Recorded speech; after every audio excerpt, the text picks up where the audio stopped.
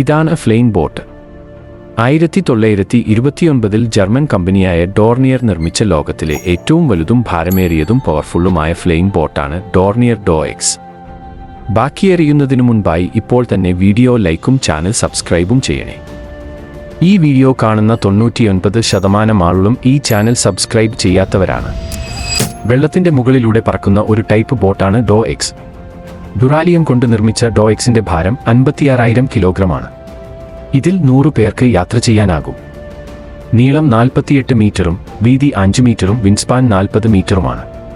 Cements Jupiter 9 cylinder air cooled radial piston എന്ന 12 എഞ്ചിനുകൾ produce ചെയ്യുന്ന 6300 HP പവറാണ് ഈ ബോട്ടിന് കരുതു നൽകുന്നത്. പരമാവധി വേഗത മണിക്കൂറിൽ 240 കിലോമീറ്ററാണ്. ഇതിന്റെ ഫ്ലൈയിംഗ് റേഞ്ച് 1700 കിലോമീറ്ററാണ്. ഇതിന്റെ എഞ്ചിനുകളും പ്രൊപ്പലറുകളും ചിറകിന്റെ മുകളിലാണ് ഘടിപ്പിച്ചിട്ടുള്ളത്. യാത്രക്കാരെയും കൊണ്ട് വെള്ളത്തിന്റെ മുകളിലൂടെ 500 മീറ്റർ പറക്കാനുള്ള കഴിവ് ഡോ എക്സ്